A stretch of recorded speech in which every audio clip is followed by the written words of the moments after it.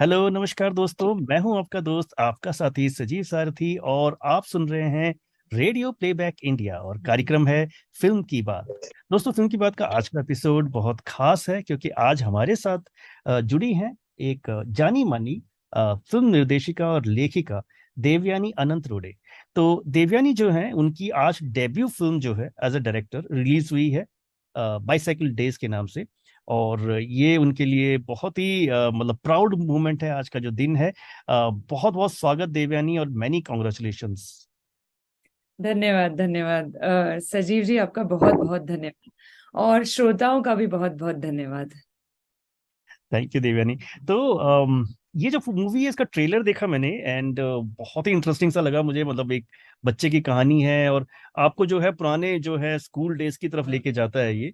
तो जैसे कि टाइटल भी है बाईसाइकिल डेज, तो वो जो बच्चे होते हैं जब हम लोग, तो साइकिल चलाना सीखते हैं, गिरते हैं, उठते हैं, एंड देन दोस्तों के साथ जो खटपट और वो दोस्ती वगैरह, बहुत प्यारे तरीके से आपने उसके अंदर शोकेस किया। तो ये बेसिकली आइडिया आया कहाँ से? मतलब ये कुछ पर्सनल लाइफ से लिया गया है या कैसे?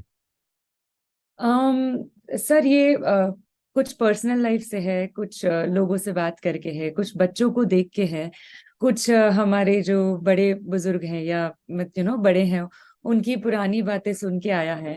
सो ये एक कहानी जो है वो संग्रह है छोटी छोटी किस्सों का। तो ये आइडिया वहां से आया है जब मैं लिखने बैठती थी, लोगों से बात करती थी। और मुझे बड़ा पसंद है लोगों की कहानियां, बचपन की कहानियां सुनना, क्योंकि मैं बच्चों के साथ काम करना चाहती हूँ, बच्चों के लिए काम करना चाहती हूँ। तो मैं जनरली लोगों से पूछती हूँ कि मुझे आपके बचपन की कहानियां बताइए।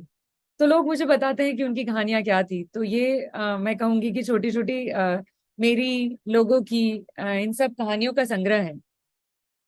यस देवानी, लेकिन एक हमने सुना है कि बच्चों के साथ जब आप काम करते हैं तो बड़ा डिफिकल्ट होता है बच्चों को मैनेज करना, उनसे एक्टिंग करवाना।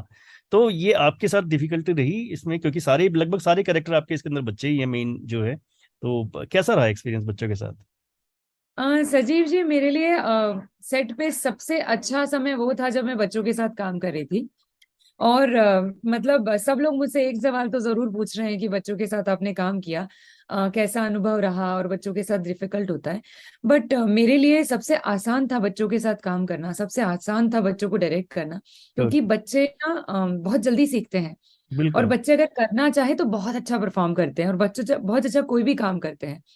तो बस उनको थोड़ा सा इनकरेज करने की जरूरत होती है, उनको खुश करने की जरूरत होती है। और बच्चे बहुत जल्दी खुश भी हो जाते हैं और इनकरेज भी हो जाते हैं। हाँ तो हाँ। बहुत इजी था मेरे लिए बच्चों के साथ काम करना। और इसके पहले मैंने 2 फिल्में असिस्ट भी की हैं जो बच्चों की हैं। ओके। तो वो फिल्मों में भी मुझे मतलब बहुत अच्छा एक्सपीरियंस रहा बच्चों के साथ काम करने का। और मैं लिखती भी चिल्ड्रन जॉनर में ही हूँ। मेरे अच्छा। आगे के प्रोजेक्ट भी मैं कोशिश मतलब यही रहेगी कि बच्चों के लिए ही बनाऊं। तो ओके। मतलब मेरा शायद मैं बोलूंगी कि बच्चों के साथ पट्टा बहुत अच्छा है। और ये जितने बच्चे आपने देखे हैं ना, ये शायद सबसे ज्यादा सिंसियर सेट पे बच्चे ही थे। तो मेरे अच्छा। लिए तो बहुत ज्यादा। हाँ जी। हाँ, ये बच्चे मतलब सारे प्रोफेशनल्स हैं, एक्टर हैं, या मतलब वैसे रो बच्चे थे ये? मतलब उन्होंने कभी शायद पहले एक्टिंग करी है, कैसे है? नहीं सर, हमारा एक मतलब मैं जब छिंदवाड़ा गई, मुझे शूट तो छिंदवाड़ा में ही करना था क्योंकि जी। काफी सारी यादें जुड़ी हुई वो थी। आपका होम टाउन है आई थिंक ना? जब जी जी, होम टाउन है।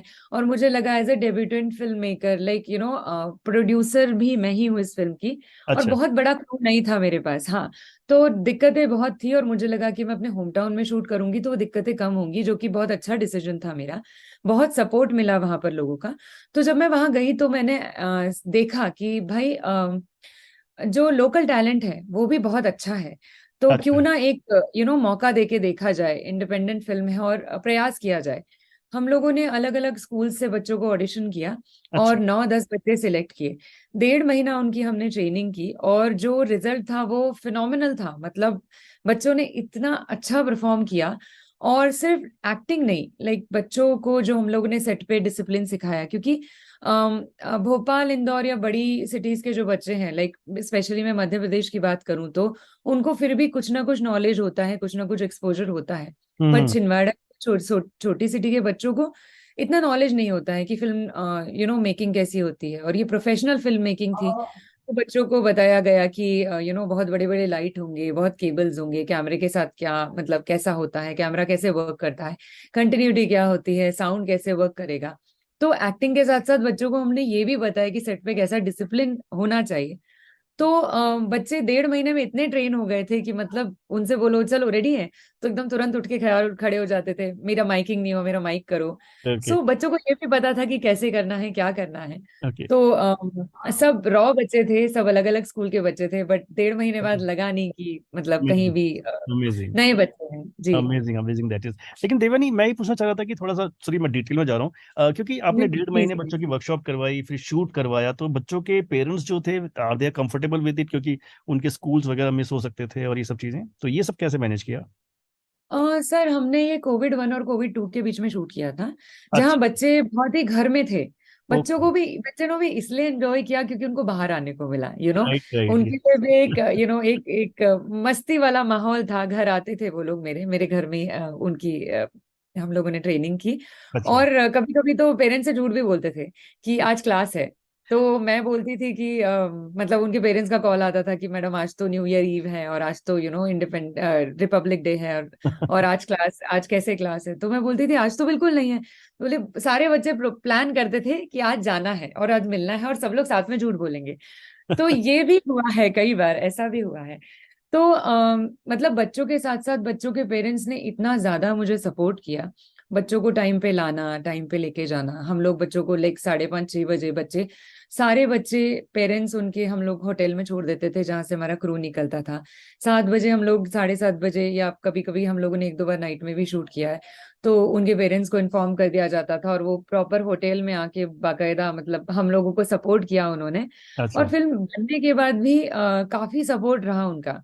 मतलब ऐसा कभी नहीं हुआ कि थोड़ा सा टाइम लगा इस फिल्म को बनने में, साल भर, हम्म। साल 1.5 साल लगा, क्योंकि कोविड का ऑब्वियसली। सेकेंड ये बात है। लॉकडाउन आ गया था। हाँ हाँ तो हाँ। कभी उन्होंने ऐसा नहीं कहा कि बच्चों ने काम किया और क्या हुआ, बहुत ज्यादा सपोर्टिव थे बच्चों के पेरेंट्स। जी जी जी। अच्छा ये बताइए, आपने प्रकाश झा के साथ और अब्बास मस्तान को भी, नागेश कपनूर को भी, कुणाल कोहली, इन सब बड़े बड़े डायरेक्टरों को असिस्ट किया है, तो ये सब हुआ कैसे? मतलब इतने सारे डायरेक्टरों के साथ आपके असिस्टेंट्स में आपको कैसे कब मिला काम? एक्चुअली आप तो छिंदवाड़ा से थे, तो कैसे मुंबई में जो सफर आपका रहा, थोड़ा सा ब्रीफ बताइए उसके बारे में भी। मुंबई जब मैं पहुंची थी तो मुझे कुछ भी नहीं आता था, फ्रैंकली। मतलब मैं सिर्फ कहानियां लेके पहुंची थी कि कहानी कहना है। और अच्छा। थोड़ा सा मतलब किसी को पता नहीं होता, मतलब मेरे जैसे स्मॉल टाउन पर्सन को। और जब मैं वहां गई थी तो मुझे इतना टेक्नोलॉजी और ये सब गूगल वगैरह, आजकल तो काफी इन्फॉर्मेशन अवेलेबल है, तो कोई गाइड करने वाला नहीं था। हम्म। तो मैं पहली फिल्म तो बहुत फॉर्चुनेटली मुझे मिली थी।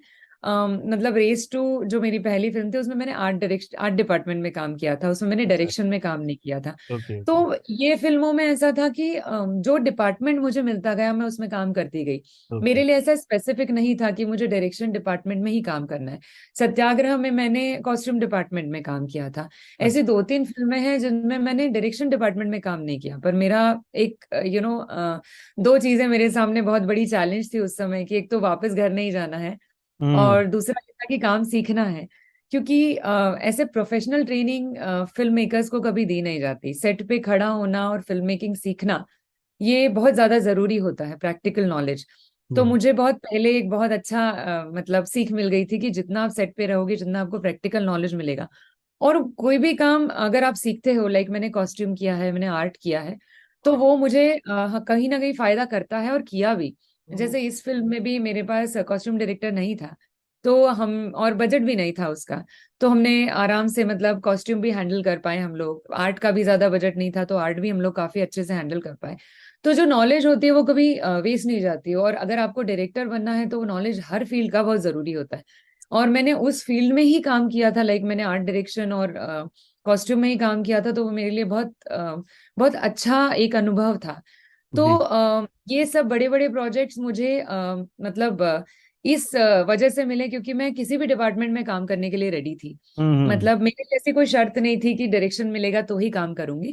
तो राइट। वहां पे लोगों को जरूरत थी तो मैं वहां पहुंच गई और काम करना चालू कर दिया। तो ऐसे ये जर्नी चालू हुई मेरी। जी बिल्कुल। वैसे भी इंडिया में हमारे यहाँ फीमेल डायरेक्टर्स बहुत कम हैं, तो ये तो आपका बहुत वेलकम है कि आप आए हैं सामने इस तरह से, और इतने छोटे शहर से निकल कर आप मुंबई में एक फिल्म बना रहे हैं full fledge, that is a big thing, big big thing, मतलब बहुत बहुत सॉरी, मुबारकबाद आपको मिलनी चाहिए। तो हमारे साथ थैंक एमजे भी है। MJ, do you have any question for Devyani? हाँ जी देवयानी जी। यू। देवयानी जी, नमस्कार सबसे वैसे। पहले बहुत बहुत शुभकामनाएं और ऑल द बेस्ट, क्योंकि it's today is a D day, I mean yeah. Today yes Friday is the D day. Right. Yes yes तो यस मेरा ऑफ कोर्स। क्वेश्चन क्वेश्चन ये है कि आपके पर्सनल चैलेंजेस क्या रहे थे, जब एज अ, मैं अगर अपना एग्जांपल लूं, जब मैं मूवीज देखता था और मैं रिव्यूज पढ़ता था, तो उसमें रहते थे कि लाइक कि ओके यार, ये इन्होंने ऐसे लिखा, ऐसा तो नहीं था। तो तब ये डिसाइड हुआ कि यार मुझे भी लिखना चाहिए। एंड तब ऑब्वियसली फेसबुक वगैरह आ गए थे, तो वहां पे स्टार्ट हुआ। तो आपने जब सोचा कि चलो अब यू, ऐसे कि सजीव जी ने बताया, you work with different directors and those are very well known directors. आपने जब डिसाइड किया कि चलो अब मुझे एक मूवी को डायरेक्ट करना है, तो आपके वो चैलेंजेस क्या थे और how do you overcome those challenges? आप प्लीज उनके बारे में बताइए, क्योंकि ये एक मेरे लिए भी लर्निंग होगी यस और यस। सुन रहे दर्शकों के लिए भी। जी जी। सो जब फिल्म स्टार्ट किया था किसी भी डायरेक्टर के लिए सबसे बड़ा चैलेंज होता है कि फाइनेंस कहाँ से आएगा। तो सबसे बड़ा चैलेंज तो हमारे पास ये था कि फाइनेंस कैसे लाएं। और हमने बहुत कोशिश की, क्योंकि एक एक थोड़ा सा मैं कहूंगी कि थोड़ा सा रिग्रेसिव सोच है कि बच्चों का सिनेमा ज्यादा काम नहीं करता, या बच्चों के सिनेमा को बहुत लोग देखते नहीं हैं, या बच्चों के सिनेमा को इतना अच्छा रिस्पांस मिलता नहीं है। तो और मेरा कंटेंट तो सबको यही लगा कि बच्चों का सिनेमा है, इंडिपेंडेंट सिनेमा जैसा दिख रहा है। तो फाइनेंस जुटाने के लिए मुझे बहुत मतलब मुश्किलों का सामना पड़ा। सबसे पहले सबसे बड़ा चैलेंज मेरे लिए यही था। और मैं बहुत लोगों के पास गई, बट अनफॉर्चुनेटली बच्चों के सिनेमा को बहुत लोग हेल्प नहीं करते, जो कि मतलब सबसे पहले उसी पे ध्यान देना चाहिए, पर वो होता नहीं है। इंडस्ट्री की वजह से हो सकता है या वेरियस रीजंस की वजह से हो सकता है। तो पहले चैलेंज था कि हम फाइनेंस कहाँ से लाएं। तो हमारे पास जो भी जमा पूंजी थी, जो इतने सालों में हमने काम किया, तो हमने सोचा चलो अब वापस नहीं, अब रुकेंगे नहीं।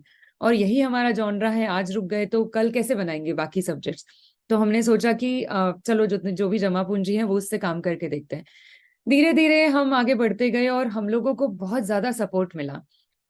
मतलब दिख रहा है कि मैंने प्रोड्यूस किया है, मैंने डायरेक्ट किया है, बट फाइनेंशियली अगर मैं बोलूं तो ठीक है, मतलब हम लोगों ने फाइनेंस अरेंज किया, बट अलग चीजों में बाकी चीजों में लोगों ने बहुत ज्यादा सपोर्ट किया है। मतलब आज शायद मैं यहाँ हूँ और शायद ये फिल्म बनी है तो मेरी अकेले की वजह से नहीं है। जितना मैंने मेहनत की है उतनी बहुत सारे डिपार्टमेंट ने मेहनत की है, सारे डिपार्टमेंट ने मुझे समझा। और सबसे बड़ी चीज है कि आप भरोसा आपको बहुत जरूरी है गेन करना। तो सारे डिपार्टमेंट, एक्टर्स, बच्चों के पेरेंट्स और बाकी लोगों ने भी मुझ पे बहुत ज्यादा भरोसा किया। और जो भी मैं कर रही थी उस पे उनको फेथ था कि हाँ मतलब मैं कर लूंगी और मैं कर पाऊंगी। तो सेकंड चैलेंज चैलेंज मेरे लिए था कि लोगों का भरोसा कैसे गेन करूं। धीरे धीरे चीजें होती गई, धीरे धीरे चीजें बनती गई, मैं अपने आप को प्रूव करती गई। जब हम लोग शूट करने गए थे तो सबसे बड़ा चैलेंज तो ये था कि बच्चों का ऑडिशन लेना, क्योंकि क्या है कैसा है, छिंदवाड़ा जैसी छोटी जगहों पे कैसे होगा क्या होगा। लोग भी थोड़े से स्केप्टिकल थे कि करेगी नहीं राइट। बनेगी कैसा होगा। बट हम लोग आगे बढ़ते गए, और वही बोलते ना कि आप आगे बढ़ते जाते हैं और कारवां जुड़ता जाता है। लोग जुड़ते हाँ गए, जी। लोगों ने हेल्प करना चालू किया। और हम फिर रुके नहीं, मतलब ऐसा नहीं था कि हम लोगों ने बहुत आसानी से फिल्म बनाई। फाइनेंस हमारे पास भी खत्म हो गए थे, एक टाइम ऐसा आया कि हमको लगा कि नहीं बस अब खत्म हो गया, बंद कर देते हैं। फिर सोचा नहीं, थोड़ा रुकते हैं, काम करते हैं, कमाते हैं, कंप्लीट करेंगे। सो वो जो था कि आप खड़े रहते हो ना तो हेल्प आ जाती है आपको कहीं ना कहीं से। तो फाइनेंशियली तो नहीं बोल सकते, बट हाँ मतलब काफी लोगों ने, जैसे हमारे टेक्निकल टीम ने काफी हेल्प की, मतलब इस में कि नहीं बहुत अच्छा प्रोजेक्ट बन रहा है और हम लोग जरूर इसमें जुड़ना चाहेंगे। और हम लोग आगे बढ़ते गए और कॉन्फिडेंस आता गया। तो धीरे धीरे चीजें होती गई, धीरे धीरे चीजें दिखते गई, तो और कॉन्फिडेंस आता गया। तो इस तरीके से मूवी कंप्लीट हो गई, मूवी अब रिलीज हो रही है। तो मतलब बस वही है कि आप जहाँ पीछे हटते हैं वहां आप कभी कंप्लीट नहीं कर पाते। बट अगर आप आगे बढ़ते जाएं, आप आप एंजॉय करते जाएं वो जर्नी, अगर आप चलते जाएं तो आप मंजिल तक पहुंच ही जाते हैं। और आपकी यूनिवर्स आपकी मदद करता है उस जर्नी में, आप मंजिल तक पहुंचने के लिए। तो मुझे भी यूनिवर्स ने, सब लोगों ने मदद की, और मैं बस वही था कि पीछे नहीं हटना है। तो मैं बस वही था कि पीछे नहीं हटी, और शायद यहाँ पहुंची, आज इस यहाँ पर हूँ कि फिल्म आज मेरी रिलीज हुई। Right, Devanji. Thank you so much. Devanji, like, what is your source of energy? Like, हाँ agar, you are a director also and you are connecting with very junior artists. तो जी। आपका source of energy क्या रहा while connecting with these people and convincing them or their parents uh, to make them as an actors? सो मतलब बच्चे जब खुश होते हैं ना, तो आप अपने आप खुश होते हो, और आपको एनर्जी आ जाती है। तो जहां तक बच्चों का सवाल था, बच्चे काफी एंजॉय कर रहे थे, खुश थे, और काफी अच्छा रिस्पॉन्ड कर रहे थे।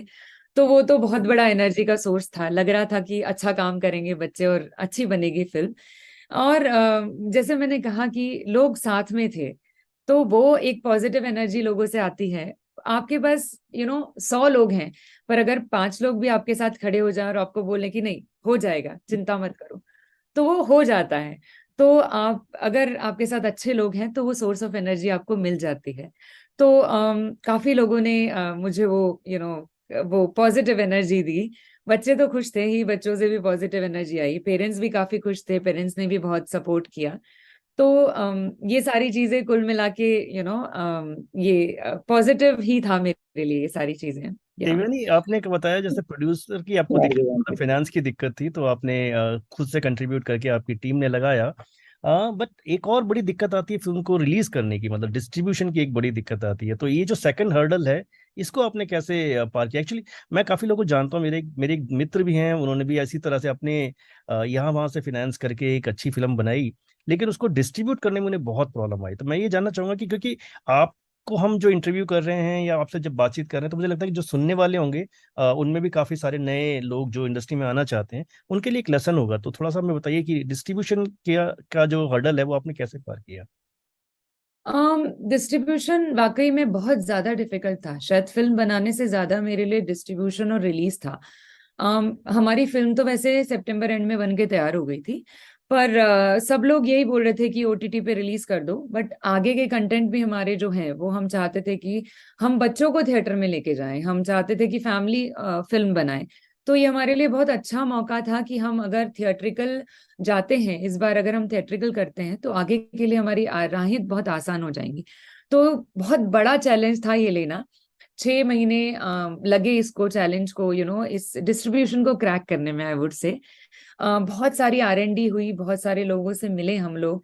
पहले तो ये समझ में नहीं आता था लोग बात क्या कर रहे हैं, मतलब बहुत ही अलग सा जार्गन था, बहुत ही अलग सी टर्मिनोलॉजी थी जो लोग बातें करते हैं आज भी। मेरे लिए मतलब सिर्फ वो टर्मिनोलॉजी शायद 7 दिन पहले क्लियर हुई कि ये लोग क्या बात कर रहे थे। Right, right. बस मतलब काफी ज्यादा मुश्किल है ये, तो मैं मानती हूँ। और बट आपको पता होना चाहिए कि आपकी ऑडियंस क्या है, आपको पता होना चाहिए कि आपकी फिल्म कहाँ काम करेगी। आप मास ऑडियंस के लिए फिल्म बनाते हैं, बट वो इंडिपेंडेंट फिल्म थोड़ा मुश्किल होता है वो फिल्म बनना, कि आप जो मास ऑडियंस, जो आप कहें कि बच्चे से लेके आप 70 साल के जो आपकी ऑडियंस है, उनको सबको आप प्लीज करें, ये अलग थोड़ा सा एक अलग सा फिल्म हो जाती है जो मास के लिए बनती है। राइट। उसमें मैं इंडिपेंडेंट फिल्म को बहुत कम गिनूंगी, ऐसा नहीं कि नहीं है, इंडिपेंडेंट फिल्म को थोड़ा कम गिनूंगी। बट आपको पता होना चाहिए कि अगर आप डिस्ट्रीब्यूशन की बात करें मेरे से, तो इतना 6 महीनों में मैंने लर्न किया है कि आपको पता होना चाहिए कि आपकी ऑडियंस क्या है। और अगर आप उन ऑडियंस के पास जाते हो, तो आपका डिस्ट्रीब्यूशन आसान हो जाता है। हर किसी फिल्म का एक जॉनरा होता है, हर किसी फिल्म की एक अलग स्पेशल ऑडियंस होती है। अगर वो आपको पता चल जाए, तो आप, जरूरी नहीं है कि आप 100, 150, 300 थिएटर्स में ही रिलीज करो, आप कम थिएटर्स में भी रिलीज कर सकते हो। आप अपनी बात लोगों तक पहुंचा सकते हो, आप पीआर कर सकते हो। अगर पीआर का भी, अगर आपके पास बजट नहीं, जैसे हमारे पास बजट नहीं था, हमने बहुत कोशिश की डायनेमिक पीआर करने की। तो हम्म। अगर आपका कंटेंट बहुत अच्छा है, कम थिएटर में रिलीज कीजिए। और ऐसे बहुत सारे उदाहरण मेरे पास हैं जिन्होंने मुझे प्रेरणा दी कि अच्छा। आप पहले कम थिएटर में रिलीज करें, आप कम थिएटर में रिलीज करके देखें आपको रिस्पांस कैसा है। क्योंकि हम्म। इंडिपेंडेंट फिल्म मेकिंग सिर्फ रिलीज करना नहीं होता, राइट। आपको थिएटर्स मैनेज भी करना होता है। बहुत बहुत ही अलग गणित है, बिल्कुल। मतलब बहुत जटिल है। हम्म। तो थिएटर्स मैनेज करना और ऑडियंस को थिएटर तक लाना, माफ कीजिएगा, ऑडियंस को थिएटर तक लाना, और लोग अपना टाइम क्यों दें आपको, तो राइट। वो एक अलग मेहनत है। तो अगर आपको पता है कि आपकी आप कहाँ काम कर सकते हो, तो कम थिएटर्स में रिलीज कीजिए, कम स्क्रीन पे रिलीज कीजिए। आप अपनी बातें, आप अपना कंटेंट लोगों तक पहुंचाइए। सॉरी। अगर वो कंटेंट अच्छा है तो लोग जरूर एक्सेप्ट करेंगे, और मतलब आपकी अगर कम थिएटर में रिलीज हो रही तो, और लोगों ने अगर आपको एक्सेप्ट किया, तो ऑफ कोर्स लोग भी अच्छा कंटेंट देखना चाहते हैं, ऑफ तो कोर्स। जरूर आपके थिएटर्स भी बढ़ेंगे और आप ज्यादा लोगों तक पहुंच पाओगे। तो ये शायद 6 महीने में मैंने ये सीखा कि पहले आपको कनेक्ट करना पड़ेगा ऑडियंस के साथ, और हम्म। हम इंडिपेंडेंट फिल्म मेकर्स के साथ बहुत बड़ी बैकिंग नहीं होती, राइट। और खासतौर पे चिल्ड्रन जॉनरा, जो बच्चों का जॉनरा है, या जो हाँ। जो चिल्ड्रन एंटरटेनमेंट का जॉनरा है, हम्म। उसमें आपको तो कनेक्ट करना बहुत जरूरी है। लोगों को बताना कि आपने कैसी फिल्म बनाई है, और आप क्या संदेश देना चाहते हो, और आप क्या कंटेंट है आपका, ये बताना बहुत जरूरी है। तो जटिल तो है, बट R&D बहुत जरूरी है कि राइट। कैसे किया जा सकता है इसको। ओके। देवयानी, आपने जब ये फिल्म को शूट किया होगा तो एक तरीके से आपने अपना बचपन छिंदवाड़ा में दोबारा से जिया है एक तरीके से, राइट? तो वो जो जी। ओवरऑल मतलब वो कैसा था, वो फीलिंग कैसी थी वहां से, उन गलियों से जिन गलियों से कभी आप गुजरे थे, उसमें अपने बचपन को दोबारा से रीशूट करना, वो कैसा रहा? और एक और बात मैं पूछना चाहूंगा, क्या ये फिल्म छिंदवाड़ा में रिलीज हुई है? जिन बच्चों ने इसके अंदर काम किया है वो ये फिल्म देख पाए हैं अभी तक, या कैसे? ये दो सवाल मेरे रहेंगे। जी जी। सो मैं आपको एक बात बताती हूँ। एक मंदिर है जो सबसे पहला सीन है हमारा, उसका नाम है मंदिर सिवनी। अच्छा। मैं जब छोटी थी तो मेरे पिताजी भजन गाया करते थे, और गजल कहते थे। सो मैं बहुत छोटी थी तब उनके साथ उस मंदिर में जाती थी। तो जब हम्म। हम लोग रेकी कर रहे थे, तो मैं उस मंदिर में पहुंची, और मुझे वो अपना बचपन याद आया कि मैं अपने पापा के साथ यहाँ आया करती थी, और वो हम्म। भजन गाते थे, और मतलब मैं, ये मंदिर में मेरा मतलब बचपन से कई सारी यादें जुड़ी हुई हैं। हम्म। फिर जब मैं अलग अलग गांव में गई तो मुझे याद आता गया कि यार यहाँ पे भी मैं आई हूँ, यहाँ पे भी मैं अपने पेरेंट्स के साथ आई हूँ। हम्म। एक दो जगह हम लोग, ऐसी जगह थी जहाँ पे हम लोग पिकनिक मनाने जाया करते थे दोस्तों के साथ। ओके। बहुत ही नॉस्टैल्जिक सा फीलिंग था वो। हाँ। बहुत कि हम लोग 12th के बाद तो मैं बाहर, छिंदवाड़ा से बाहर चली गई थी, 2-2 महीने के लिए, 1-1 महीने के लिए जाया करते थे। उसके बाद जब काम चालू हुआ तो 10 दिन 15 दिन के लिए जाया करते थे। तो पुरानी जगह विजिट करने का मौका नहीं मिला, और पुराने समय में पहुंचने का मौका नहीं मिला। ओके। बट फिल्म शूट करते टाइम वो जिया है मैंने, जब मैं वो फिल्म उस मंदिर में शूट कर रही थी, और पहला सीन हमारा वही है, और पहले दिन हमने वही मंदिर शूट किया। तो अच्छा। मैंने भरपूर अपने बचपन को याद किया, और लोग भी मुझे वहां जानते थे। तो अच्छा। लोगों ने भी मेरे पिताजी की काफी सारे कहानियां, किस्से, काफी सारी बातें मुझे बताई जो मुझे भी नहीं पता थी। हम्म। तो ये बहुत ही अच्छा मेरे लिए अनुभव था कि मैं अपने बचपन में पहुंची, और मैं वो जगहों पे वापस गई जहां मैंने अपना बचपन जिया हुआ है। हम्म। और सॉरी, दूसरा क्वेश्चन मैं पूछ मुझे। रहा था कि छिंदवाड़ा में क्या फिल्म रिलीज हुई है, और बच्चों ने जिन्होंने इसके अंदर काम किया है वो इस फिल्म को देख पाए हैं अभी तक? जी, छिंदवाड़ा में रिलीज हुई है, और बच्चों ने देखा आज। काफी खुश थे बच्चे, सबका फोन आया, सबके मैसेजेस आए। मैं तो नहीं जा पाई छिंदवाड़ा, क्योंकि मुंबई से ही डिस्ट्रीब्यूशन था, तो मुंबई में मेरा रहना जरूरी था। अच्छा। बट छिंदवाड़ा में लोगों ने भी काफी सबके कॉल आ रहे हैं, सबके मैसेजेस आ रहे हैं, और लोगों ने भी एंजॉय किया। अभी थोड़ी देर पहले एक फ्रेंड ने भी मैसेज किया कि छिंदवाड़ा बहुत अलग तरीके से दिखाया तुमने, मतलब एक एक अलग नजरिया मिला छिंदवाड़ा को देखने का। बिल्कुल। तो मतलब ये भी बहुत बड़ा कॉम्प्लीमेंट था मेरे लिए कि और वैसे भी मतलब। छिंदवाड़ा जो है बहुत ही ब्यूटीफुल प्लेस है, मतलब बहुत फुल ऑफ नेचर है। इतनी जी जी ग्रीनरी है, इतना सुंदर लोकेशंस हैं। जी वो फिल्म में भी जी नजर जी आता है आपके, मैंने जितने ट्रेलर जी देखा आपका, तो वो सब जी कुछ जी जी बहुत अच्छा लगता है देखने, बहुत रिफ्रेशिंग लगता है, मतलब रिफ्रेशिंग लगता है और अच्छा लगता है, जी राइट? जी। छिंदवाड़ा बहुत खूबसूरत है, बहुत। बट जब आप फिल्मी कैमरे से देखते हैं ना, तो और खूबसूरत लगता है। तो सबने वही बोला कि एक नया नजरिया था छिंदवाड़ा को देखने का। और एनीवेज लाइक, हम जब मैं गई थी तो मैं भी बहुत आश्चर्य हुआ था मुझे कि वाकई में ये छिंदवाड़ा बहुत सुंदर दिख रहा है। तो बिल्कुल। या आई मीन बहुत खुश थे सब लोग कि छिंदवाड़ा को आपने बहुत अच्छे से दिखाया, और बच्चे भी बहुत खुश थे। बच्चों ने भी फिल्म देखी, उनके पेरेंट्स ने देखा और काफी अप्रिशिएट भी किया। एंड बहुत बहुत सारे लोगों का कॉल और मैसेजेस आ रहे हैं आज मुझे। ओके। तो देवानी कुछ क्वेश्चंस जल्दी जल्दी से ले लेते हैं, वन लाइन आंसर आपके सुनना चाहेंगे। जी हाँ। जी। आपने मतलब आप फिल्म डायरेक्शन में आई तो ऑब्वियसली आपके बहुत सारे फेवरेट डायरेक्टर्स रहे होंगे, तो कौन से डायरेक्टर ऐसे हैं जिन्होंने सबसे ज्यादा आपको इंस्पायर किया? राजकुमार ईरानी जी हैं, जो ओके। कंटेम्प्रेरी डायरेक्टर्स में बोलूंगी उसमें से। हम्म। जी, राजकुमार ईरानी जी हैं। ओके। और ऐसी कौन सी फिल्म थी जो आपके लिए बहुत लाइफ चेंजिंग थी, मतलब जब आपने डिसाइड किया कि राइट अब मुझे मूवीज में जाना है?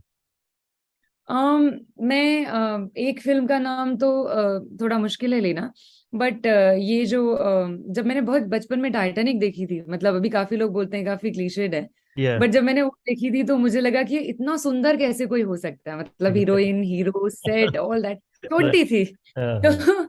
बहुत लाइक मैं शायद बहुत छोटी रही होंगी, बट वो था। और एक एक और फिल्म है pirates of the Caribbean. I mean मैं हिंदी फिल्मों का नाम लेना चाहती हूँ, हम्म। बट फ्रैंकली जो एक बोलते हैं ना, एक एक वो कहानी फैंटेसी है, जो है राइट। फैंटेसी है, या वो फैंटेसी है।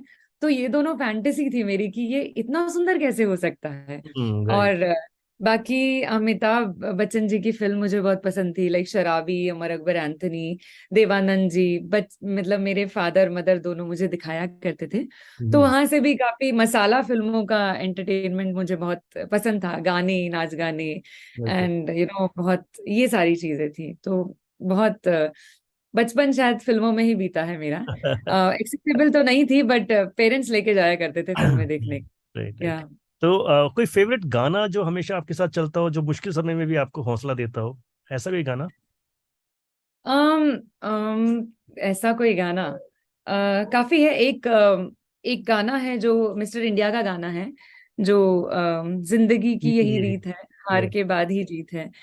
तो ये गाना हमेशा बहुत ज्यादा इंस्पायर किया है मुझे। ओके। मैं बहुत बार वैसे तो रोमांटिक सॉन्ग सुनना भी पसंद करती हूँ, बट ये गाना मुझे हमेशा ऐसा लगता है कि ये हर किसी के लिए बहुत इंस्पायरिंग है, और बहुत ही सुंदर बोल हैं इसके, और बहुत ही सुंदर पिक्चराइजेशन है। तो ये गाना हमेशा मुझे इंस्पायर किया है। ओके। तो आपने जो बाइसाइकिल डेज की जो शूटिंग करी है, सबसे मेमोरेबल डे या सबसे मेमोरेबल इवेंट कोई अगर याद आता है तो बताइए शूटिंग के दौरान। जी, हम लोगों ने जो गाना शूट किया था, यारी वाला सॉन्ग स्पेशली। हम्म। तो यारी वाला सॉन्ग जब हम शूट कर रहे थे, तो छिंदवाड़ा का एक आदिवासी डांस ग्रुप है, वो हमारे सेट पे आया था, और उन्होंने हम आपको गाने में भी वो मिलेगा। और ओके। काफी हमने बॉन फायर लगाया था, और काफी सुंदर लाइटिंग की थी, और मतलब काफी मैजिकल था वो मेरे लिए, वो वाला शूट करना। ओके। तो छोटे से टाइम के लिए आता है फिल्म में वो, बट बहुत मैजिकल सा फील हो रहा था कि जो जो ग्रुप है वो आया है, कॉस्ट्यूम में है, और वो डांस कर रहे हैं, और हमारे जो कलाकार बच्चे हैं वो उसमें साथ में डांस कर रहे हैं। तो ओके। वो एक बहुत सुंदर था जी। कोई एक ऐसा सीन जो आपने शूट काफी दिल से किया था लेकिन फाइनली एडिटिंग में उसको हटाना पड़ा आपको? सर, आपको फ्रैंकली बताऊं, एक भी सीन ऐसा नहीं है जो मैंने हटाया हो।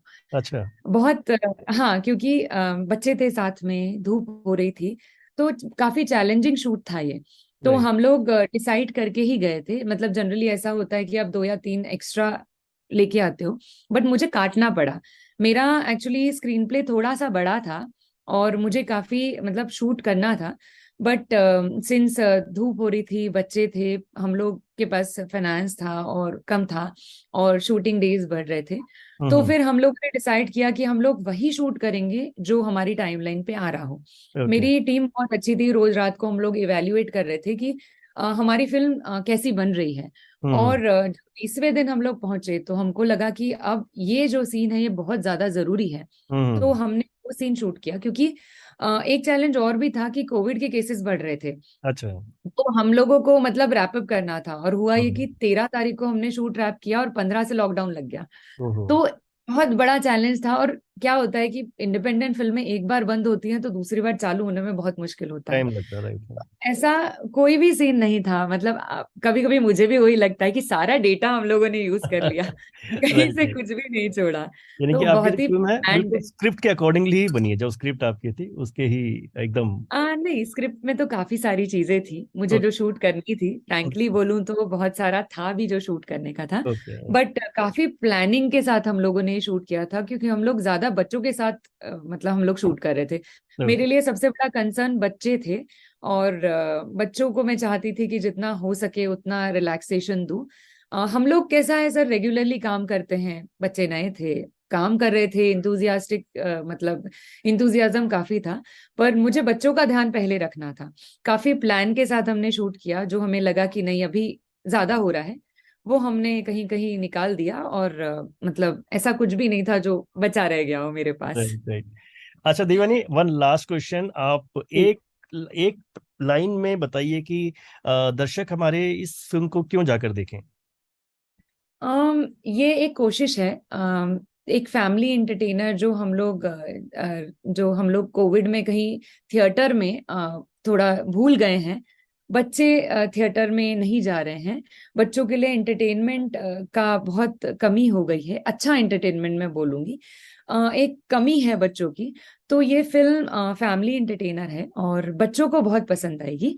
एक सोशल गैदरिंग बच्चों में कम होती है आजकल, क्योंकि सबके पास मोबाइल है, सबके पास डिवाइसेस हैं, अलग अलग बैठ के सब अपने अपने कंटेंट देखते हैं। तो एक अच्छा टाइम अपनों के साथ, एक अच्छा टाइम फैमिली के साथ, एक अच्छा टाइम सोशल एक एक फीलिंग आएगी बच्चों में, क्योंकि जहाँ कोविड की वजह से कहीं ना कहीं वो लैक हो गया है। पहले बहुत अच्छा बच्चों का सिनेमा बनता था, आज शायद ये सिनेमा देखने के बाद शायद और प्रोत्साहन मिले, और लोग बच्चों का कंटेंट बना के थिएटर में रिलीज करें, क्योंकि ओटीटी आ गया है। तो अच्छा है, बच्चों को और कंटेंट देखने को मिल रहा है, बट सिनेमा एक्सपीरियंसेस बच्चे भूलते जा रहे हैं। तो मुझे लगता है कि अगर मैं वो एक्सपीरियंस दे पाऊँ इस फिल्म से, तो आई मीन मेरा अचीवमेंट रहेगा ये। डेफिनेटली देवयानी, और मैं भी अपने जितने भी सुनने वाले श्रोता हैं, हमें जहां भी सुन रहे हैं आप, प्लीज आप इस फिल्म को जरूर जाकर देखें, और ये फैमिली के साथ जाके देखें, बच्चों को विशेष रूप से लेकर जाएं। और सिर्फ बच्चे ही नहीं एंजॉय करेंगे, आप भी करेंगे, क्योंकि आपका भी आप बचपन कभी ना कभी आपने जिया होगा कभी, तो आपके लिए भी वो एक यादों में लौटने वाली बात फीलिंग आएगी आपको। तो आई थिंक ये इस तरह की जो फिल्में हैं इसको बहुत आप लोगों को प्रमोट करना चाहिए, प्यार देना चाहिए। और देवयानी ने काफी दिल से, काफी मेहनत से बनाई है। इनका पूरा जो क्रू है काफी हद तक नए लोग हैं, और सब लोगों ने बहुत मेहनत इसके अंदर करी है। आप ट्रेलर देखकर ही अंदाजा लगा सकते हैं कि एक फील गुड फिल्म है ये। तो आई रिक्वेस्ट यू ऑल कि ये फ्राइडे ये फिल्म रिलीज हुई है, इस वीकेंड में जाएं और देखें अपनी फैमिली के साथ इस फिल्म को, और हमें भी बताएं कि आपको ये फिल्म कैसी लगी। So thank you so much Devyani for taking thank you time, so आज आपका मच। बहुत बड़ा थैंक दिन यू, है। Thank and you. Congratulations again. Thank Mayank, you so much. कुछ कहना चाहेंगे देवयानी से फाइनली जाते जाते। All the best Devyani ji, and thank you don't so worry, much it will Mayank be ji. A good movie. देखिएगा, like it will be, I mean you will get a good response from such a thank good movie, you. क्योंकि like ये movie दिल से बनाई गई है, तो people will look out for the movie along with kids. Yes. Thank you so much Mayank ji, thank you very तो much. या यस, तो दोस्तों आप लोग जाके देखें बाइसाइकिल डेज और एंजॉय करें इस फिल्म को। हमें भी बताएं कि आपको ये फिल्म कैसी लगी। तो once again thank you so much Devyani, thank you MJ thank for this session. Thank you. Film की बात में या हम लोग मिलते रहेंगे दोस्तों। नमस्कार। Thank you. नमस्कार, यह रेडियो प्लेबैक इंडिया। गीत, कविता, कहानी या किस्सा, हर जज्बा इंडिया के दिल का। Radio playback India, radio playback India, radio playback India. सुनते रहिए दोस्तों, रेडियो प्लेबैक इंडिया।